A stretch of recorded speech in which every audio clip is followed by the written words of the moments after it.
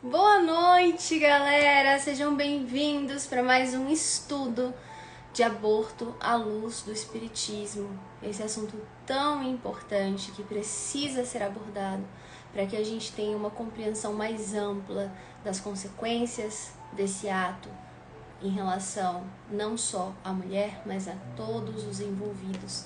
A doutrina espírita desempenha aqui um papel muito importante nesse sentido. A gente não poderia deixar de trazer essas informações que talvez façam a diferença na vida de alguém. Bem-vinda, Thaís, Carla, Patrick do Eu Espírito. Sejam bem-vindos.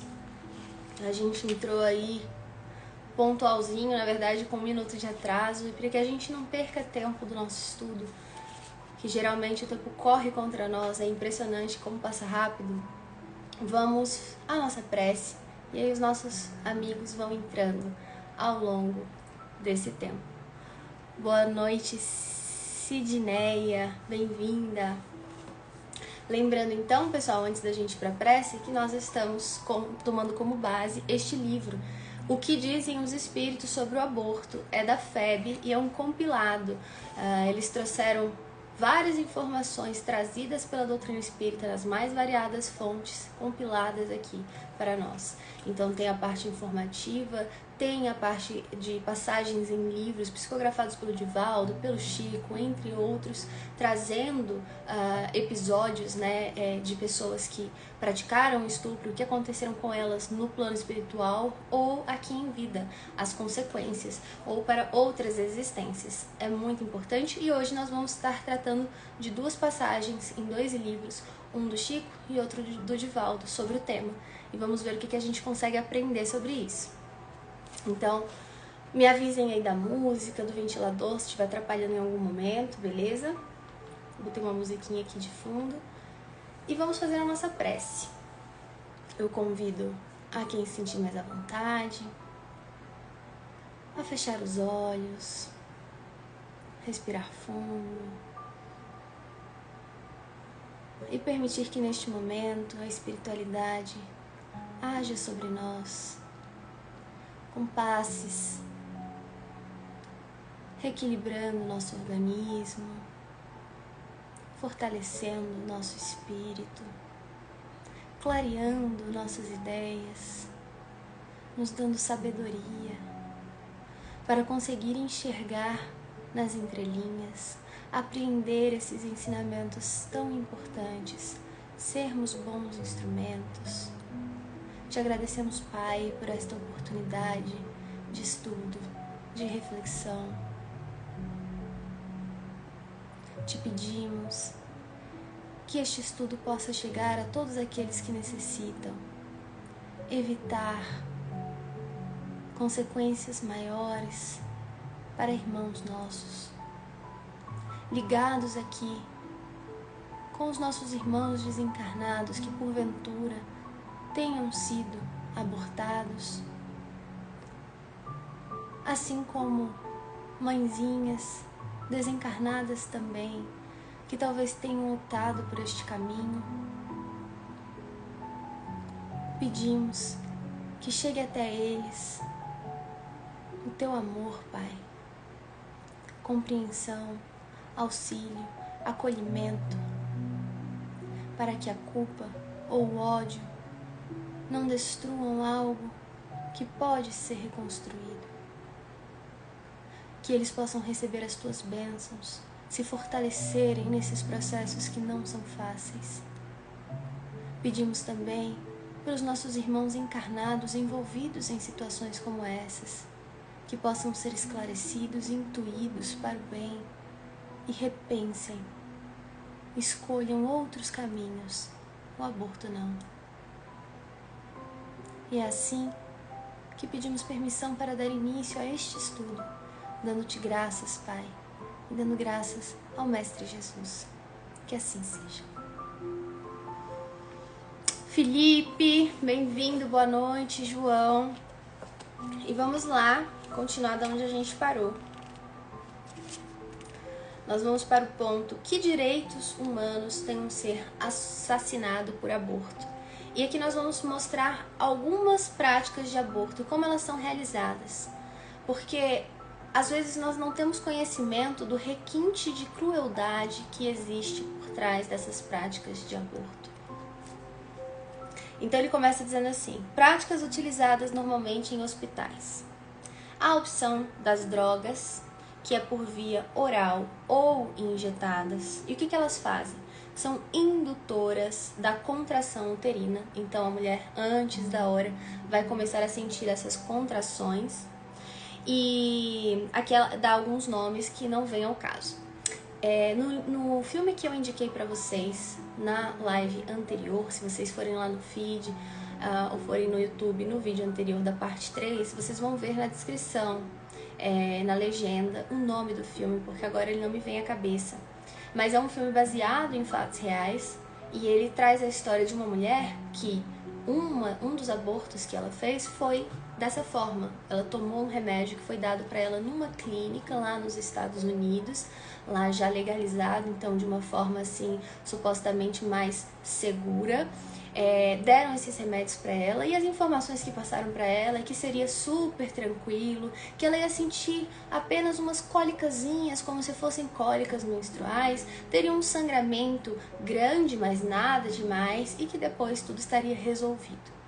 Mas nesse filme mostra-se exatamente o que aconteceu com essa mulher, né? E depois dela ingerir esses remédios, ela passa a ter contrações fortíssimas, muito fortes. Ela falou que pensava que ia desencarnar.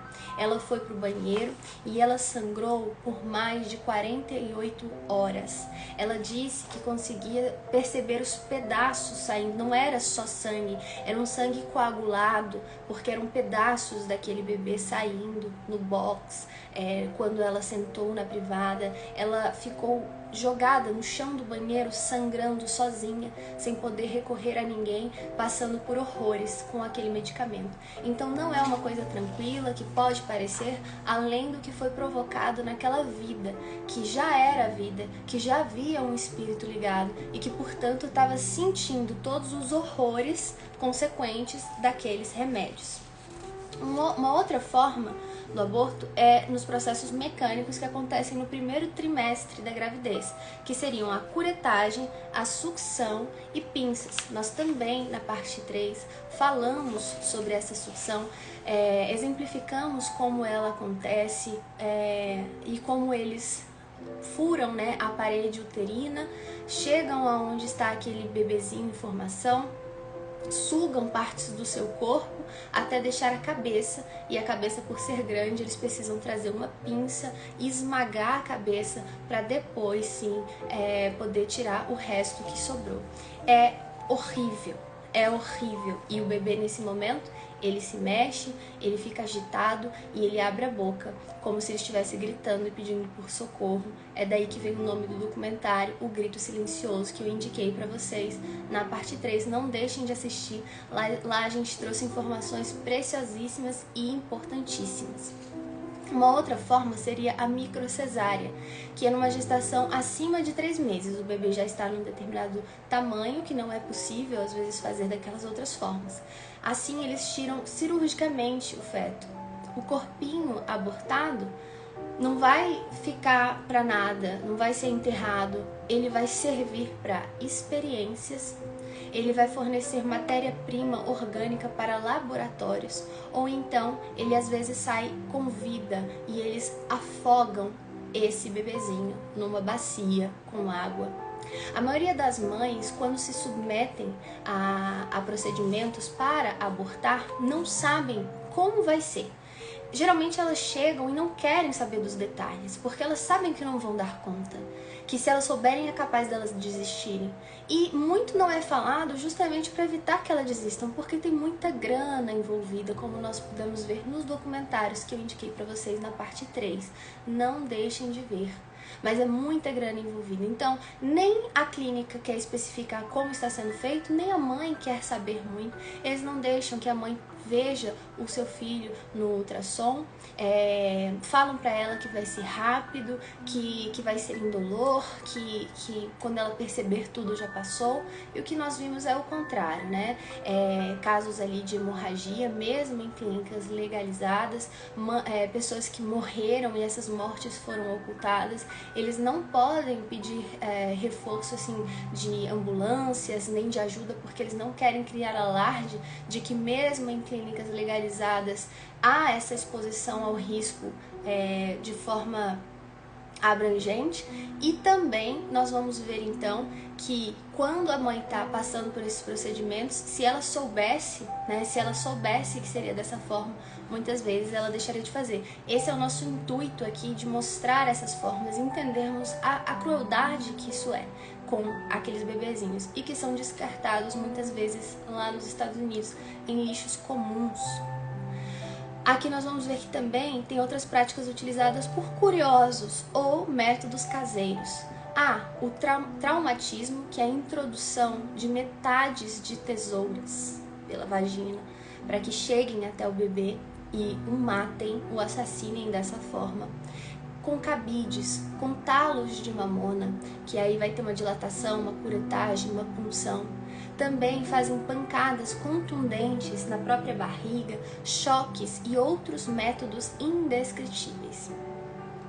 Essas são as formas que muitas pessoas optam por abortar por não terem condições, né, de pagarem um aborto mais caro, pelo desespero, por várias situações levam a mulher a optar por isso. Mas nós vamos perceber que mesmo quando é legalizado, isso não retira todo o sofrimento que a mãe vai ter. Ela não vai sair daquela clínica esquecendo o que aconteceu e viver a vida dela normalmente. Nós vimos na parte 3 o quanto essas mulheres relatam depois de praticarem os abortos, como se sentem assombradas pelo resto das suas vidas, nunca mais esquecendo aquele dia, escutando choros de criança, porque nós sabemos de casos de obsessão desses espíritos que não lidam bem com o aborto.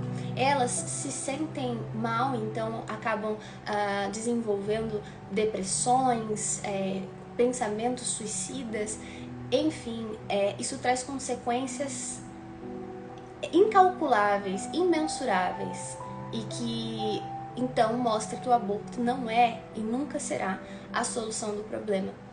E nós vamos ver então que muitas vezes as mulheres, mesmo tendo condições, por vergonha de se colocarem nessa situação, de irem até uma clínica ou de pedirem ajuda a outras pessoas, acabam se infligindo com métodos como esse, e que nós estamos vendo que é um sofrimento e uma exposição ao risco não só para a mulher, mas para essa criança que não tem absolutamente nada a ver. E esse espírito, que tudo que ele mais queria era uma oportunidade de reencarnar e poder evoluir, se reequilibrar com a justiça divina. Nós vamos ver que outra forma aqui é a trituração seguida de sucção. Então, primeiro, introduz um tubo plástico com pequenas lâminas dilacerantes na extremidade. Então, vamos imaginar um liquidificador sem a tampa. Então tem a parte plástica e lá no fundo vai ter essas lâminas. Eles enfiam isso, chega lá na parte onde está o bebê e acionam. Então eles trituram o bebê e depois eles sucção, há essa sucção do bebê.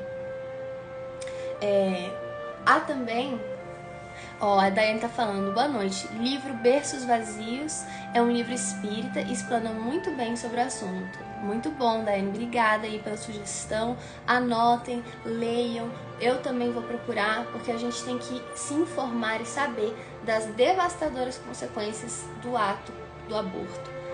Nós vamos ver que outra forma é pelos produtos químicos. Então, a inoculação por injeção de substâncias causísticas no interior do útero. O feto é morto por queimaduras letais em pouco tempo, porque na hora de botar essa injeção, essas substâncias queimam o bebê.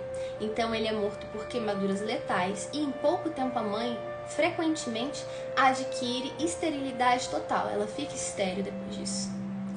E há também o choque térmico, que é comum entre gestantes mais carentes.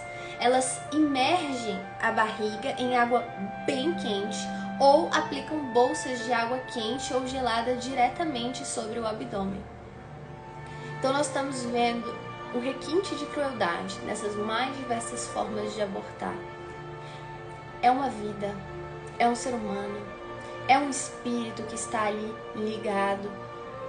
E nós estamos fazendo isso como é a mesma coisa de fazer com qualquer outra pessoa. Se nós não nos vemos fazendo isso com outra pessoa, por que achamos que esse bebê indefeso tem menos direito, tem menos valor, tem menos oportunidades? É sim um tipo de homicídio, é um assassinato. E nós não podemos passar pano para essa situação, usar palavras mais tênues para o que é feito. Essa é a realidade. E nós temos que entender que não devemos fazer isso, que a espiritualidade nos alerta das consequências devastadoras do aborto. E vamos entender o seguinte: nunca generalizamos, cada caso é um caso. As consequências para cada mãe, para cada envolvido, direto ou indiretamente, no aborto, será diferente, porque a justiça divina leva tudo em conta. Todas as circunstâncias, os pensamentos, as intenções. Então, nós aqui vamos trazer casos, possibilidades, casos reais que aconteceram. Mas isso não quer dizer que toda mulher que praticar o aborto vai passar por isso. É importante deixar claro. E aí agora a gente vai então para uma passagem do livro Nos Bastidores da Obsessão, num capítulo que chama No Anfiteatro, e é um livro psicografado pelo Divaldo Franco e é escrito pelo espírito Manuel Filomeno de Miranda. Então vamos ver o que acontece. Essa passagem desse livro se dá em uma região umbralina. Então vamos ver o que acontece por lá. O silêncio era aterrador. Não dava para ouvir nada. Era um silêncio que dava medo. Nenhum som, nenhuma galhofa, ou seja, não tinha zombaria, não tinha deboche, estava até esquisito para uma região umbralina, exceto, de quando em quando, alguns gritos de terror que partiam das arquibancadas. Então tinham verdadeiras arquibancadas, pessoas ali sentadas, prontas para assistir algo, e gritos de horror se ouviam aqui e ali. Temos hoje um caso de justiça, reticenciou, ou seja, omitiu uma parte, só falou que era um caso de justiça, não continuou. Julgaremos uma criminosa que chegou da terra para os nossos presídios há quase um ano. Então, essa pessoa que está falando, está dizendo para esse pessoal que estava sentado na arquibancada que eles iam julgar uma mulher que eles sentenciam de criminosa, diz que ela chegou da terra, ou seja, está desencarnada, que ela está presa em um dos seus presídios, ou seja, eles a mantêm presa, não permitem que ela saia daquele lugar há quase um ano. Apareceram os que poderiam chamar jurados. Então, como se fossem os que iam decidir, os que iam ouvir o caso e tomar partido, dizer se era culpada ou era inocente. Que tomaram lugar em assentos reservados. Então, tinham esses lugares reservados para esses jurados. Um acusador, então ia ter esse papel ali como se fosse do Ministério Público, acusando. Duas testemunhas. O Gabriel falou assim, no caso, esses aí são juízes do mal, dos que fala André Luiz? Camila? Sim, exatamente. Nos livros de André Luiz também há casos como esse. Neste é no livro do Divaldo, e o espírito é o Manuel Filomeno de Miranda. Mas nós vemos repetidamente relatos, né, de casos como esse. No umbral, eles se sentem nessa posição, um grupo, né, de espíritos se sente nessa posição de poder julgar, de poder dizer, e eles se divertem com essa situação, com o sofrimento que eles estão fazendo esses espíritos passarem. Isso para eles traz um certo prazer. E nós vamos entender que, assim como aqui, encarnados, nós temos o nosso livre-arbítrio, a gente não perde esse livre-arbítrio no plano espiritual. A gente continua tendo. É uma lei do nosso Pai.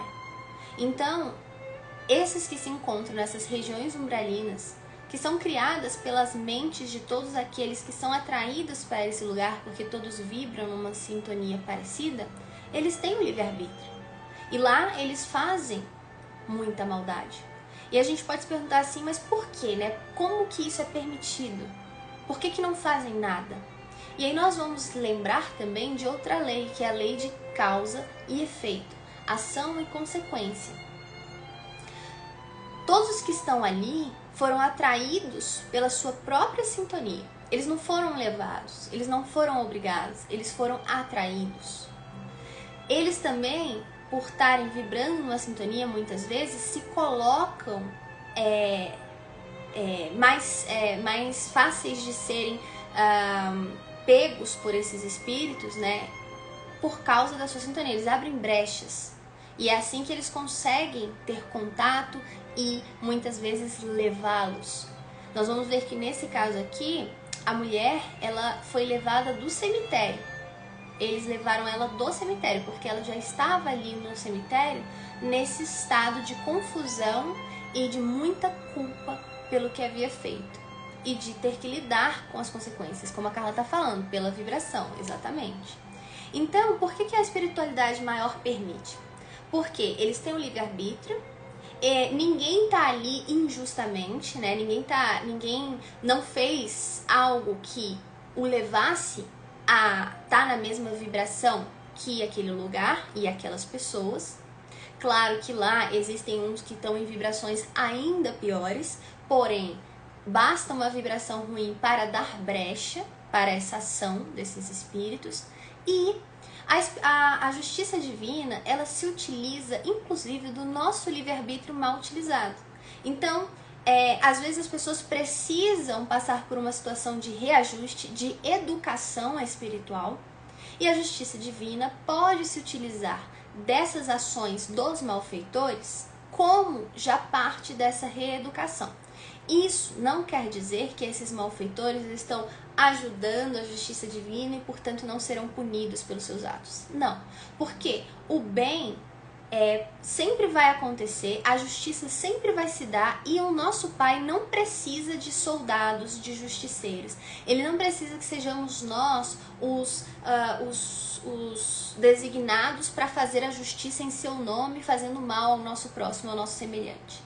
Isso ia acontecer de qualquer forma. Se nós, utilizando o nosso livre-arbítrio, fazemos essa escolha, talvez ele permita, porque o outro precisa passar por isso. Mas nós vamos lidar com as consequências das nossas escolhas.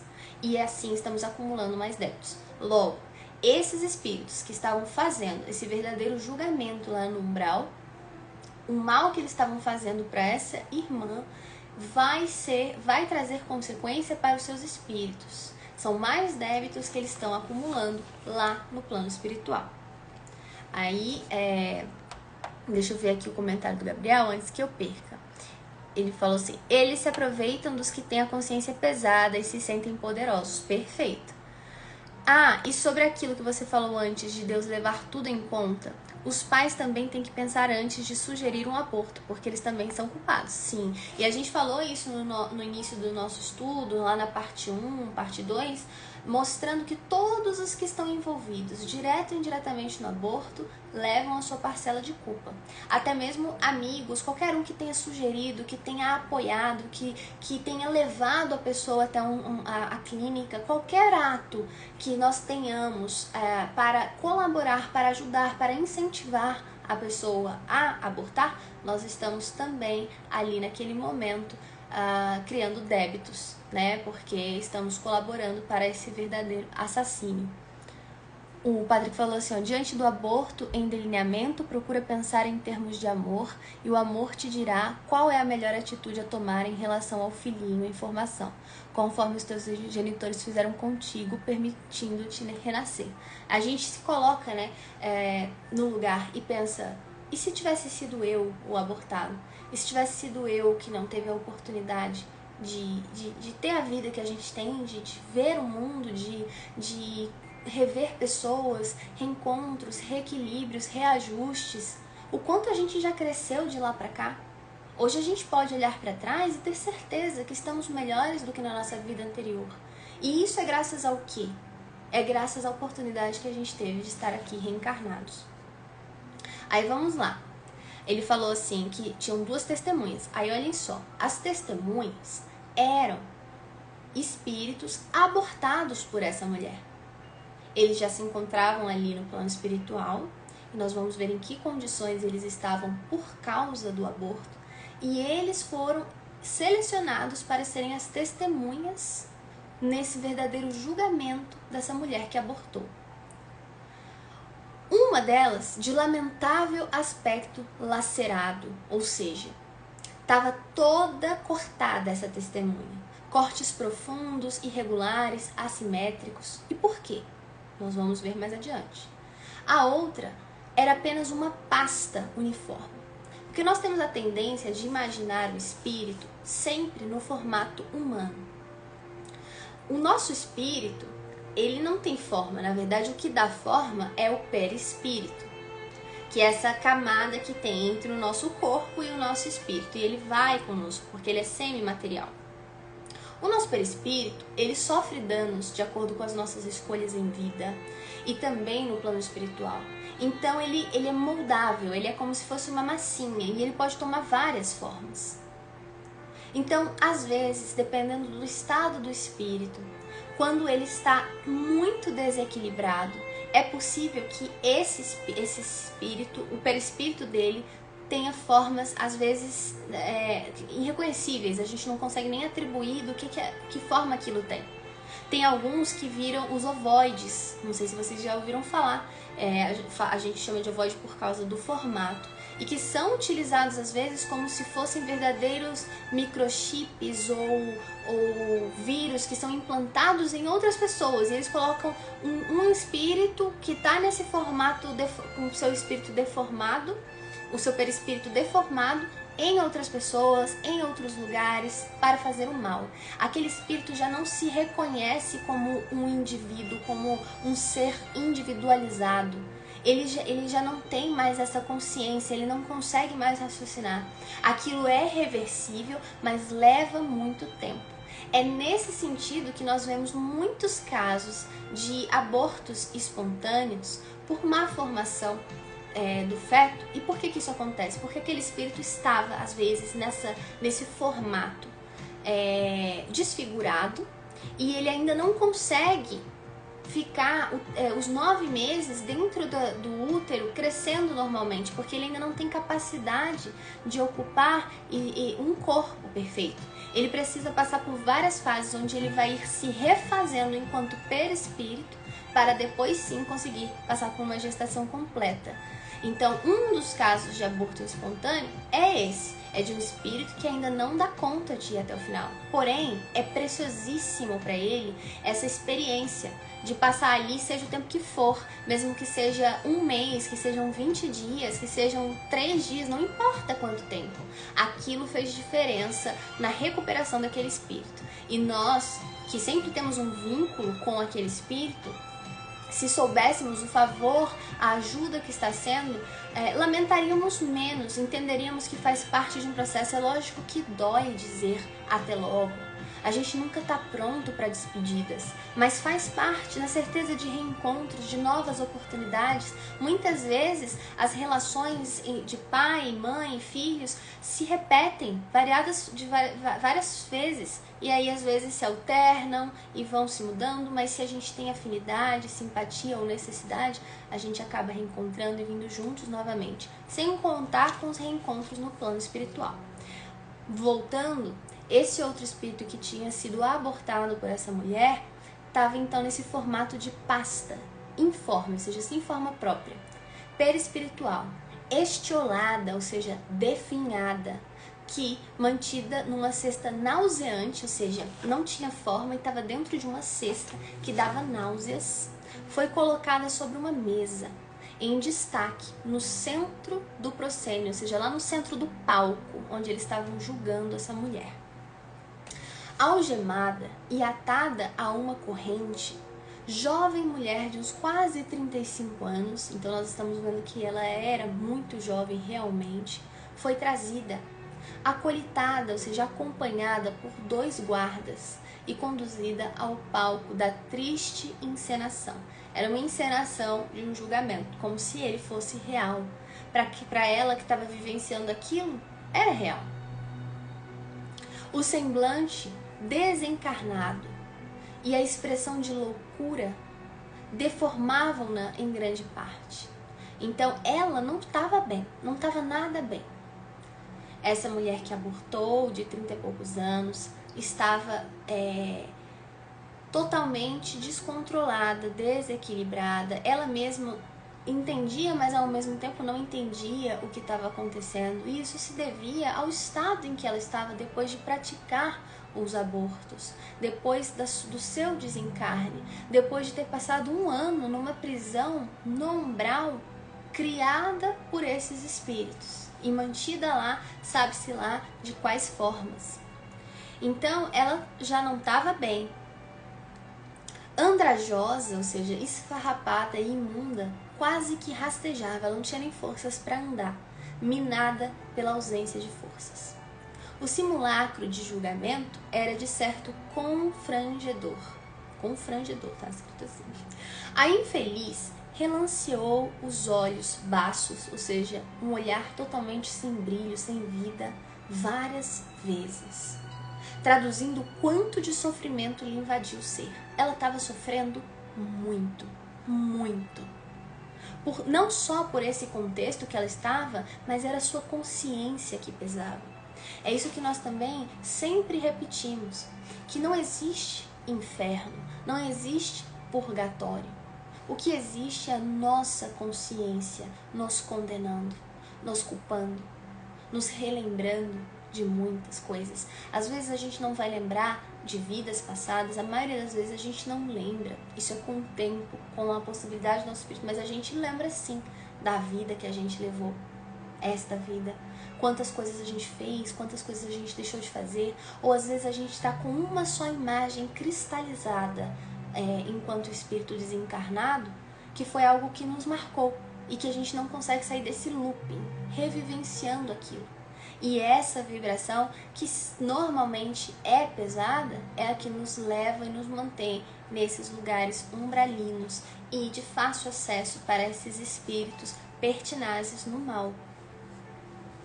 O acusador, impertigado, ou seja, endireitado, com alvidez, daquele jeito todo pomposo e ferino, narrou: esta mulher vem da terra após uma vida de abominação. E tá lá ele com o dedinho julgando a mulher. Tendo a oportunidade de fazer-se mãe, 6 vezes consecutivas delinquiu em todas elas, evadindo-se pelo infanticídio, ou seja, homicídio de crianças, a qualquer responsabilidade para com os próprios atos. Então ele está dizendo que ela, tendo a oportunidade que Deus deu de ser mãe, ela não só negou, como fez isso 6 vezes através do aborto, que aqui ele chama de infanticídio, de homicídio dessas crianças. E diz que na Terra ela não teve que lidar com as consequências dos seus atos. Ela não teve nenhum tipo de responsabilização. E ela não teve responsabilidade nas escolhas. Na última vez, continuou ele, fez-se vítima da própria leviandade e desencarnou após terrível e demorada hemorragia que lhe roubou toda a possibilidade de sobrevivência. Então ela estava abortando pela 6ª vez, quando durante o procedimento sofre uma hemorragia e ela desencarna. E aqui ele diz que foi de uma forma demorada, lenta, então já foi doloroso o próprio processo de desencarne. Dentre os a quem ela impediu voltassem à carne, então através do aborto ela impediu que esses espíritos voltassem à carne, que reencarnassem. Aí ele está dizendo que entre esses, aqui estão duas vítimas suas, que eram as que estavam ali na posição de testemunhas, em diferentes estados. Um conseguiu retomar a forma anterior, ou seja, mantém a forma perispiritual que tinha quando estava no útero dela, mas apresenta os sinais das lâminas que lhe romperam o corpo em formação. É por isso que estava todo lacerado, todo cheio de cortes. A outra vítima, ainda dorme, hibernado, na forma desfigurada, que é aquela pasta que a gente viu, estava em formato de uma pasta, de um creme, graças ao despedaçamento sofrido no ato do aborto. Então, ele foi despedaçado, porque uma das formas de aborto é ir tirando membro por membro. E aí sobra a cabeça, que é esmagada e retirada. Logo, despertou. Porém, no túmulo, alguns dias após o desenlace, acreditando-se viva no corpo, então a mulher desencarna, ela estava já enterrada, mas aí ela acorda, entende o que está acontecendo e acha que está viva. Ela ainda não percebeu, não juntou ainda as circunstâncias para perceber que ela desencarnou. Ela ainda está num estado de confusão, achando que está viva. Ignorante das realidades espirituais, um soldado nosso deu-lhe voz de prisão. Que soldado era esse? Era um espírito que trabalhava para esse grupo do umbral, dessa região do umbral, que pratica o mal, que ainda são irmãos nossos, ainda ignorantes do bem, né? E que fazem essas opções que nós sabemos que são temporárias. Não há mal que dure para sempre. Mas eles estavam fazendo essa escolha nesse momento e um deles estava lá no cemitério, pronto para fazer essa busca e apreensão ali. Deu-lhe voz de prisão pelos crimes cometidos e, algemando-a, trouxe ao cárcere em que ela tem estado até o momento. E lá no início nós vimos que eles mantiveram essa mulher por 1 ano nessa prisão deles no umbral. A sua primeira vítima, que pertencia aos nossos quadros, isso é importante, então, aquela primeira vítima, um dos bebês abortados, que estava ali como testemunha e que estava todo dilacerado, era integrante desse grupo do umbral e estava reencarnando como uma nova oportunidade de se refazer, de fazer escolhas para o bem, de não querer voltar para essa vida, para essa realidade, para essas atitudes. Era um recomeço. E lhe foi tirada essa oportunidade. Aí ele diz que ele apresentou queixa há muito, o que nos levou a assisti-la por alguns anos. Então, mesmo antes dela desencarnar, esse grupo umbralino já ficou ali, ó, na cola dela, unidos por esses laços vibratórios, ficaram fazendo parte do dia a dia dela, sempre de olho, sempre sabendo o que estava acontecendo, influenciando quando conseguiam para o mal. E agora nos reunimos para fazer justiça. E aí eles se acreditam nessa posição ali de justiceiros, com esse direito, e resolvem que agora que ela desencarnou, eles vão conseguir finalmente fazer a justiça. O pobre espírito assistia tudo. Então a mulher estava ali assistindo tudo, quase sem se aperceber. Ela estava ali, mas ela estava tão vaga, ela estava tão fraca, ela estava tão mal. A Sidneia está perguntando qual é o nome do livro. O livro chama Nos Bastidores da Obsessão, que é psicografado pelo Divaldo Franco, pelo espírito Manuel Filomeno de Miranda. Aí beleza, aí ela tava ali assistindo tudo quase sem se aperceber, por esse estado que ela tava, fraca, se sentindo culpada, sofrendo profundamente, desequilibrada. Então ela não tava nem entendendo direito o que estava acontecendo. Parecia semi-desvairado, ou seja, desinteressado, desnorteado, desorientado, recolhendo a muito esforço mental algumas expressões esparsas. Então ela se esforçava para entender o que estava acontecendo e aí pegava a expressão de alguém olhando para ela, apontando, outros rindo, outros gritando. Então assim, ela às vezes conseguia pescar algumas coisas, mas não estava entendendo direito. Que no entanto não conseguia coordenar. Os insultos e doestos, ou seja, acusações, choviam, não paravam no ouvido dela. Ah, você é isso, você é aquilo, como é que você pode, não sei o que, sem parar. Atirados em abundância. A testemunha fez chocante narração. Então, ali entra um dos espíritos que estava ligado a esse corpo que foi abortado e traz uma narração do que ele passou, que foi chocante para todos aqueles que estavam ali assistindo. Várias vezes interrompida pelo vozerio das galerias. Então aquele pessoal que estava sentado nas arquibancadas começava a falar, a gritar, a xingar ela, a acusar, não deixavam nem a testemunha falar o que tinha passado. Após o que, uma voz se destacou na bulha, no meio da multidão, anunciando o veredito. Ou seja, aí já era um dos jurados ali, né? Culpada! Grita ele. Gargalhadas estridentes espolcaram de todos os lados. Pessoal rindo, achando engraçado, achando bom. Nos lembra muito, né, o que fizeram com Jesus. Aquele momento em que a gente não consegue entender a atitude daquela massa que apoiava a crucificação e a morte de Jesus. É um momento em que as pessoas estão tão desnorteadas e tão perdidas em suas sombras que não percebem o mal que estão fazendo a si mesmos também.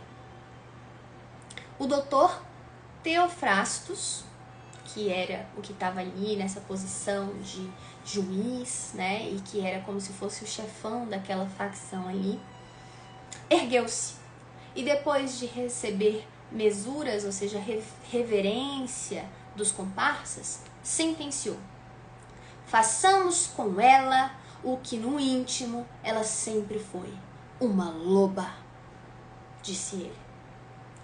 Acercou-se da sofrida entidade, então chegou perto dessa mulher e fitando-a, escarnecedor, ou seja, zombando da cara dela, passou a ofendê-la vilmente, com muito desprezo. A vítima não apresentou qualquer reação. Ela não conseguia nem reagir. Era como se a sua visão se encontrasse longe, aquele olhar vago de quem parece que está ali só presencialmente, mas está em outro momento, está lembrando de algo, está longe. A fixar as evocações dos abortos delituosos a que se entregaram nos dias de insensatez. Então, por que estava com esse olhar vago? Porque ela estava ali, a consciência dela estava fazendo ela rememorar todos aqueles abortos, todas aquelas mortes, todos aqueles impedimentos de novas oportunidades. E o que ela fez consigo mesma, com o seu perispírito. E ela estava naquele looping, vivenciando isso. E por isso que ela estava longe. Que ficaram para trás, mas que não se consumiram. Ou seja, a gente não esquece. O tempo passa e o espírito continua revivendo como se fosse ontem, ou como se estivesse vivendo aquilo de novo naquele momento. As coisas não ficam para trás, como a gente acha de fez aqui, vai ficar lá, e nunca mais vou lembrar, e vai ficar tudo bem, e então tá tranquilo, tá favorável. Não é assim. Obrigando-a a ajoelhar-se, enquanto lhe estrugia no dorso longo chicote sibilante, então fazia vibrar de tão forte que batiam com ela nesse chicote, com esse chicote, ordenou de voz estertorada, ou seja, com uma respiração ruidosa: víbora infeliz! E eles lá com o chicote nela: víbora infeliz, devoradora dos próprios filhos, toma a sua forma, a que já tens na mente atormentada. Então isso que ele estava fazendo era uma forma de hipnotismo, um hipnotismo ardiloso, essa é uma técnica utilizada por grupos no umbral, em que eles conseguem adentrar ali na mente e conseguir realmente fazer estragos com aquele perispírito, com aquele espírito. Então ele estava chicoteando e dizendo: volta à sua forma, à sua verdadeira forma. E chamou anteriormente ela de loba. E aí ele continuava, a sua justiça é a sua consciência. E aí realmente a consciência dela estava pesando. Aquelas coisas que ela fez, os abortos, os 6 abortos pesavam nela. Obedece, serpente famélica. Então sua serpente faminta. A voz impregnada de pesadas vibrações deletérias. Então quando ele falava, emanava no ambiente essas vibrações pesadas, ruins, e que faziam esse processo ali de hipnotismo e vigorosas, dobrava os centros de parca resistência perispiritual. Então nós temos vários centros, seriam como se fossem os nossos chakras, né, no perispírito, e ele estava conseguindo dobrar esses centros, ou seja, dominar e fazer com eles o que quisesse. E diante dos nossos olhos, olhos de quem? Do Manuel Filomeno de Miranda, que estava ali junto com algum outro espírito de alta envergadura. Eles estavam ali vendo aquela cena, e ele falou que diante dos seus olhos, ao comando do sicário cruel, que se utilizava de processos hipnóticos deprimentes, atuava no subconsciente perispiritual abarrotado de remorso. Então, como que ele conseguiu ter esse domínio tão grande sobre ela? Era essa consciência pesada, cheia de remorso, de culpa, de dor, de sofrimento da infanticida, imprimindo-lhe a tragédia da mutação da forma. Então, aos poucos, o seu perispírito, que estava naquele formato de mulher de 35 anos, começou a mudar de forma nesse processo hipnótico, durante esses chicotes que ele estava dando, num horrendo fenômeno de licantropia, que é essa transformação em lobo ou em outros animais selvagens, dos mais lacerantes. E no final das contas, ela se torna uma loba. O que isso acontece? O que isso significa, né? O perispírito dela toma esse formato, é assim que ela passa a se apresentar, e não quer dizer que ela esteja só aparentando ser uma loba, mas tenha consciência de que é um espírito. Não.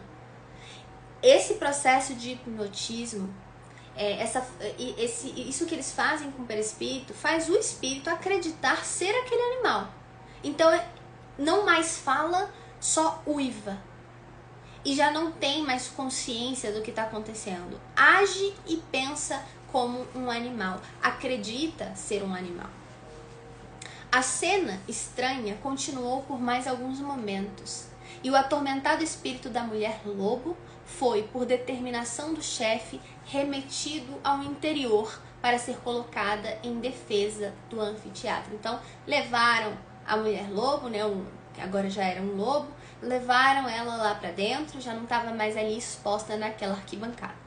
Houve ainda algumas outras demonstrações de hipnose elementar e grosseira, ou seja, eles ainda fizeram ali mais uns teatrinhos hipnotizando outras pessoas, porém, de efeito na multidão atônita, que estava chocada, quando o espetáculo foi encerrado após a saída do infame séquito e do seu famanás, ou seja, dessa comitiva que estava ali praticando esses atos. Aí o pessoal acalmou e só ficou ali naquele choque do que tinham visto acontecer. Um tanto deprimidos, saímos também. E voltando a respirar o hálito da natureza, quando chegamos à praça em que se encontrava a União Espírita Baiana, depois da jornada pelo mesmo processo, adentramos-nos para receber energias revitalizantes. Então, mesmo esses espíritos aqui do Manuel Filomeno de Miranda e quem estava acompanhando ele, por ficarem aquele tempo na região umbralina, vendo aquilo tudo acontecer, eles ficaram desequilibrados, eles ficaram com essas energias deletérias, e eles precisaram passar por esse processo aqui para receber essas energias revitalizantes. E alguns esclarecimentos de o que tinha acontecido ali, né?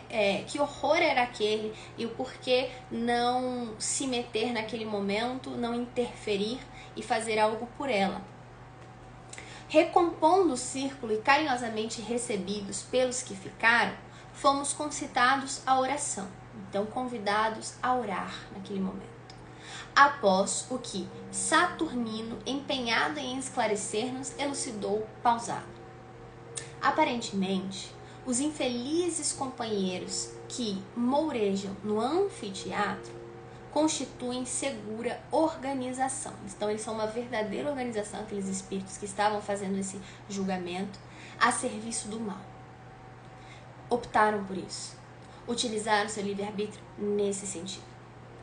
Adestrados, ou seja, muito bem treinados na prática da ignomínia, ou seja, desse julgamento público, dessa degradação social, supõem-se eles preparados para investir contra os espíritos atormentados que gravitam em ambos os lados da vida. Então, eles treinam muito para isso, se preparam para ter essas condições de penetrar no pensamento, na mente dos espíritos encarnados e desencarnados, fazer esses processos de hipnose, inculcar ideias, atos, né, acabar nos fazendo praticar determinadas ações que não são as melhores e que vão nos fazer mal.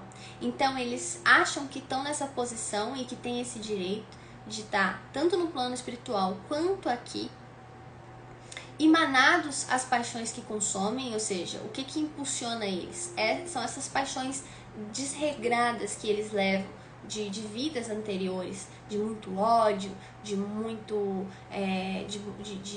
de remorso e de raiva e se fecham, né, para qualquer tipo de ajuda, para não lidar com a dor do que fizeram ou do que passaram. Eles vestem essa casca, essa roupagem de maldades que os ajudam a dar aquela dispersada e ignorar algo que em algum momento eles vão ter que encarar e lidar e solucionar, reconstruir a partir daquilo. Mas eles preferem se manter nesses padrões vibratórios baixos para não lidar com determinadas questões. O Gabriel está dizendo assim, ó, daí que podem vir os pensamentos suicidas, Camila. Muitas vezes, dentre outros pensamentos, como sexuais e coisas do tipo. Exatamente. Esses espíritos, quando eles querem nos obsediar, né, e nos incentivar para o mal, eles nos estudam. Eles estudam mesmo. Nós vamos ver em livros que eles têm apostilas, eles gravam vídeos nossos, eles se reúnem no umbral para arquitetarem planos. Qual é a melhor forma de derrubar a Camila? Quais são os pontos fracos que a gente observou? Ah, ela não gosta de mentiras? Então vamos fazer mentirem muito para ela, para tirar ela do sério. Ah, ela gosta de comer muita besteira, então vamos fazer ela ser desregrada na alimentação, vamos botar no pensamento dela, ficar falando na cabeça dela toda hora que ela podia estar comendo um docinho e come mais e exagera nisso, exagera naquilo. Ah, ela é uma pessoa rancorosa, que tem dificuldade em perdoar, então vamos no fulano que tá fraco também e fazer ele mentir pra ela ou trair ela para que ela guarde esse remorso. E então eles conhecem os nossos pontos fracos, as nossas dificuldades, eles nos observam e depois eles vão nisso, focam nisso e não desistem até conseguir. E como é que a gente pode evitar isso? Estando atentos às nossas vibrações, estar atentos aos nossos pensamentos, às nossas atitudes, para que a gente possa elevar a nossa vibração, a nossa sintonia, e eles não tenham acesso, eles não consigam nos induzir ao mal. Mas é isso que eles fazem. E como o Gabriel falou, aí às vezes, se nós já temos isso em nós temos que entender que aí é que está a justiça. Eles sempre se aproveitam de algo que a fagulha já está aqui, ela já existe. Eles não criam nada que já não tem em nós.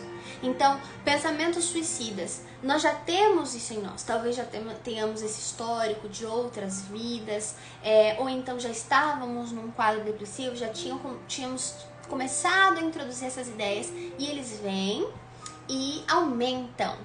Eles tornam isso mais forte em nós, mais poderoso. Pensamentos, por exemplo, como ele está dizendo aqui, sexuais também, ou seja, nós já temos a gente já desvirtua um pouco, já exagera, já há esse desequilíbrio nesse âmbito sexual, e eles vão lá, aproveitam e fazem isso aumentar, potencializar. Aí o Gabriel tá dizendo, ó, devemos nos conhecer muito bem para saber o que é nosso e o que não é, porque senão caímos e sofremos. E é exatamente isso. A gente, às vezes, porque eles atuam no nosso inconsciente, vai parecer que é nosso, vai parecer que é o nosso pensamento, que são as nossas vontades. Mas a gente tem que parar e pensar, peraí, por que eu tô fazendo isso? Por que eu tô falando isso? Eu não sou assim, eu não sou nervoso assim, por que eu tô tão nervoso? Tudo bem, eu não sou assim um exemplo de paciência, mas eu ando muito impaciente. Eu ando muito desequilibrado, desregrado. Por que será que eu não tô conseguindo dormir direito? Por que será que eu tô tendo tantos pesadelos? Por que será que as pessoas estão se afastando? O que eu tô fazendo? Como eu tô agindo? E quando a gente se conhece, a gente não só sabe distinguir o que é nosso e o que não é, como também a gente sabe quais são os nossos pontos fracos e a gente trabalha em cima deles, para que não seja uma arma utilizada por esses espíritos. Aí ele está dizendo assim, que eles, então, emanados as paixões que os consomem, paixões cujo comportamento facilmente sintonizam com eles e outros afins, então tudo é sintonia, caindo-lhes nas malhas vigorosas, que, em última análise, se transformam em instrumentos de que se utiliza a lei divina para corrigir, que é aquilo que eu falei para vocês lá no início. A justiça tem que se dar, e muitas vezes a lei divina se utiliza da atitude e desse livre-arbítrio mal utilizado de quem decide praticar o mal para que a justiça se dê, mas essa justiça poderia se dar de outras formas e não seria necessário que essas pessoas estivessem praticando mal contra os seus semelhantes. Então, todos nós vamos lidar com as consequências dos nossos atos. Nós não estamos aqui para sermos justiceiros, mesmo quando somos os injustiçados, mesmo quando somos as vítimas. Aguardemos o concurso do alto para que isso aconteça da forma que Deus achar melhor. Enquanto isso, nós focamos em nos melhorarmos, em sermos úteis ao próximo, em sermos diferentes daquele que nos magoou, porque ele também nos mostra o que não ser, o que não fazer. E tentamos ao máximo construir em nós o perdão em relação a esse que nos fez mal, entendendo que esse perdão é primeiramente também por nós, que com ele conseguimos desfazer os laços que nos unem ao outro de forma negativa. A gente pode até desejar o mal para o outro, mas esse pensamento está passando por nós, está fazendo mal a nós. Se a gente se liga ao outro com qualquer pensamento ruim, mesmo que seja de mágoa, isso está nos contaminando, isso está nos envenenando. Aí vamos lá, então ele fala que os que ainda preferem os tortuosos caminhos. Muito tempo se passará até que as leis do amor, leis da vida, portanto, se estabeleçam em definitivo entre nós. Ou seja, um dia a gente vai entender que há outros caminhos e a gente não vai mais precisar lidar com o sofrimento e com a dor para entender e para aprender.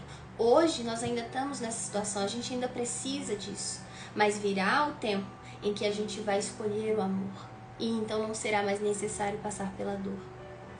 Convém considerar que só o bem tem características da perfeição, por ser obra de Deus, que é perfeito. O mal, engendrado pelo espírito atribulado, opera por métodos de violência. Então, quando vem do Pai, é sempre perfeito, é sempre com amor. Agora, quando é feito por nós que somos imperfeitos, a nossa forma de fazer justiça, de reeducar, de reequilibrar as coisas, é sempre dessa forma, com métodos de violência, e por isso é que ele está dizendo que é falho, o que atesta a nossa procedência. Nós ainda somos falhos e, portanto, o que a gente faz, quando a gente faz, principalmente de forma impensada ou levadas por paixões, costuma ser falho também. É por isso que a gente diz que o mal está no nosso olhar, na forma que a gente vê. O mal existe porque nós o praticamos. Deus não criou o mal. Deus só criou o bem. Ele só criou coisas boas. Mas ele, como nos deu o nosso livre-arbítrio, permite que nós praticamos o mal. E é daí que ele vem. E nós sabemos que a boca fala do que está cheio o coração. Então, vai sair de nós, das nossas atitudes, da nossa fala, da nossa essência, dos nossos pensamentos, o que tem aqui. O que ainda existe aqui dentro. É por isso que a gente ainda fofoca, fala mal do outro, deseja mal pro outro, inveja e por aí vai.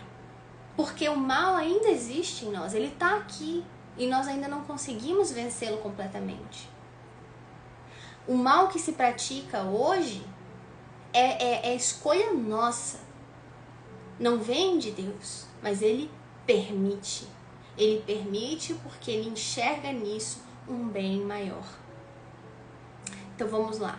Não fosse isso, e não poderíamos ter adentrado no recinto das intervenções malignas. Agradeçamos, portanto. Então ele está dizendo assim que graças ao Pai, à sua vontade, eles puderam estar lá, presenciar aquilo, ver como eles fazem, entender esses mecanismos que eles utilizam, não só para poder ter ações de prevenção, de cuidado, para escrever livros, para que nos orientem e nos mostrem o caminho das pedras para a gente se proteger de situações como essa, mostram o que a gente pode evitar, né? E também eles começam a estudar esses espíritos para que no momento propício eles consigam interceder graças a uma brecha que esses espíritos às vezes abrem. E aí é que eles levam para os grupos mediúnicos desses espíritos, onde há um diálogo fraterno, com muito amor, com muito carinho, com muita vontade de ajudar.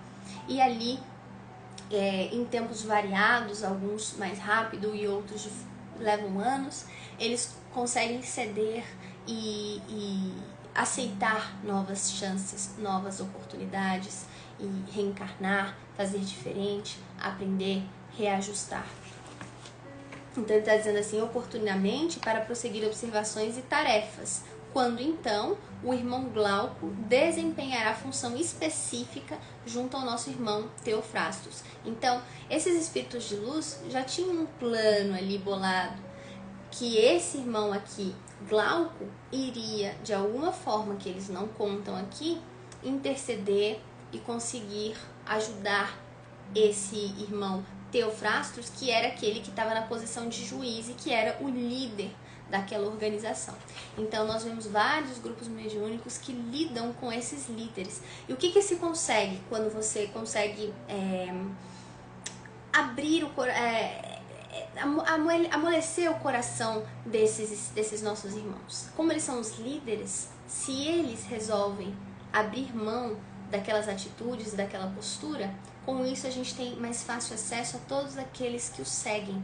Às vezes ele é o último a conseguir ser dobrado pelo amor do Pai, mas os outros já começam a vir. E às vezes pode começar inclusive pelo líder. Mas aqui mostra que graças a essa possibilidade de estar ali vendo o que estava acontecendo, eles já estavam conseguindo fazer apontamentos, tarefas de resgate e eventualmente conseguiriam ajudar inclusive esse líder. Os trabalhos foram encerrados quando os primeiros raios da alva venciam a teimosia da noite. E aqui eles botam uma nota que dizem assim, que as etapas posteriores desse resgate são relatadas em outros capítulos no livro, nos bastidores da obsessão. Então, se a gente pegar esse livro para ler, que vale a pena, nós vamos ver nos outros capítulos o que foi acontecendo, como foi esse resgate do irmão Teofrastos, como isso aconteceu. E também talvez tenhamos notícias dessa mulher que foi transformada em loba. Eu também ainda não li esse livro completo, só li esse trecho que vinha nesse compilado da FEB, mas fica aí a sugestão para todos vocês e para mim. E nós tínhamos outra história para ler hoje, porque eu tava crente, né, que ia dar super tempo, que ia ser super rápido. E pra variar não, né, deu tempo de ler uma história. Mas tudo bem, a gente trouxe aí informações importantes, já expandiu a nossa consciência e no próximo domingo, sem ser nesse, no outro, nós vamos continuar então o nosso estudo. Depois, mais pra frente, eu vou postar no feed para informar vocês das pausas que a gente vai dar agora nesse final de ano, porque eu vou viajar e vai ficar muito difícil conciliar horário, porque vai ter aí uma diferença de fuso para mim também, então eu não vou conseguir manter. Aí eu vou avisar vocês da pausa e da data que a gente vai continuar. E isso se estende também, infelizmente, ao nosso evangelho, porque ele é à noite, então vai ficar inviável para mim conseguir fazer de lá. Combinado? Carla, obrigada, amiga, por estar sempre aqui com a gente, com as suas energias maravilhosas. E vamos lá, então, fazer a nossa prece para dar encerramento ao nosso estudo de hoje. Quem sentir mais à vontade, eu convido a fechar os olhos, as janelas da alma. E nesse mergulho interior, nos reconectarmos, tendo mais consciência de que somos espíritos imortais,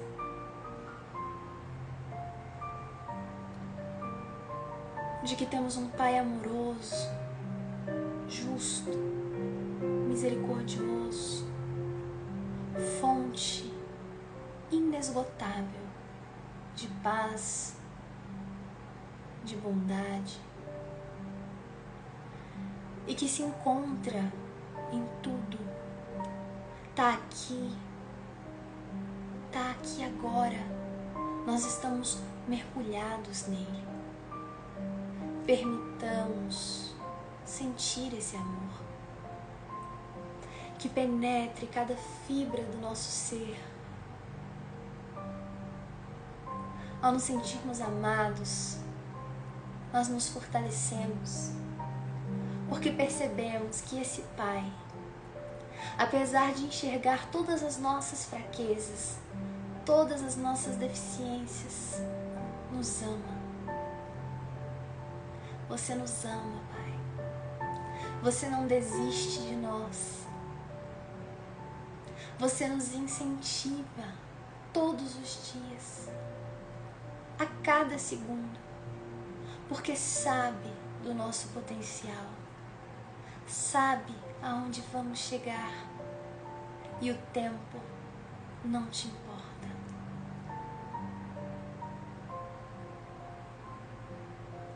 O Rei da paciência. Tudo que é bom vale a pena esperar. Que lembremos disso na nossa vida. Quando as coisas não acontecem da forma que gostaríamos, nos ajude, Pai, a lembrar de esperar, de saber esperar o seu tempo e não o nosso. Pai, que essa energia gerada neste estudo possa se espalhar e chegar a todos aqueles que precisam. Todos aqueles que se encontram na dúvida de praticar ou não um aborto, que se sentem perdidas, que se sentem desamparadas, que sintam a sua presença, que sintam o seu apoio, que percebam que não há cruz maior e mais pesada do que aquelas que conseguimos, que damos conta de carregar. Que cada um consiga olhar para dentro e perceber a fortaleza que existe em si. E que não estão sozinhos nesse processo, que o Mestre Jesus nos dá a mão e segue caminhando cada passo conosco. Ilumina, Pai, essas consciências. Desperta também outras para a grandeza, para o benefício do perdão. Que o amor vença, que o amor se espalhe nas suas mais diversas formas.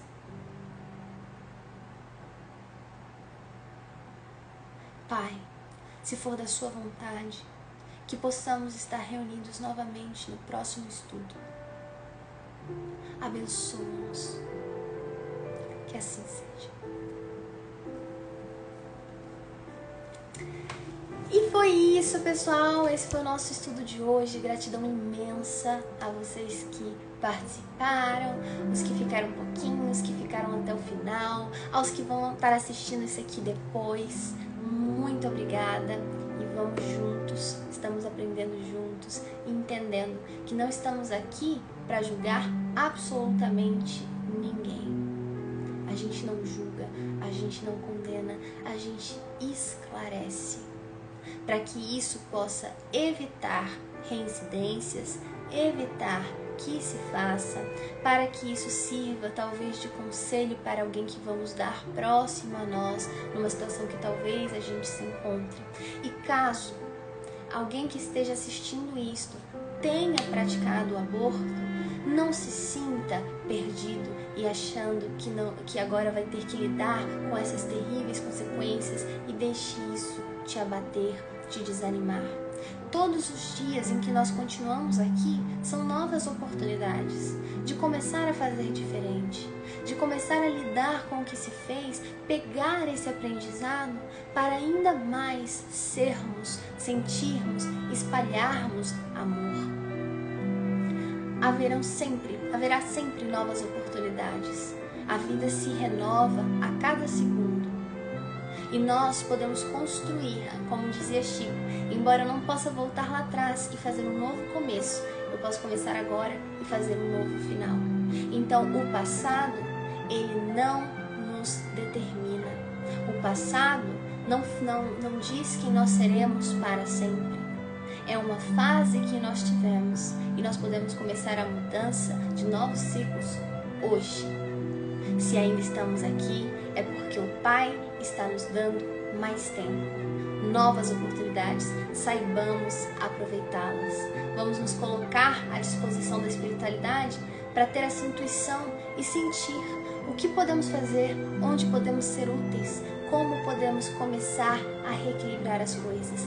E sempre oremos por esses nossos irmãos que foram abortados, por esses irmãos que estavam às vezes ligados a nós e houve esse desprendimento brusco, para que eles possam receber essas vibrações e não tornarem isso algo muito maior, um sentimento que pode perdurar até por vidas.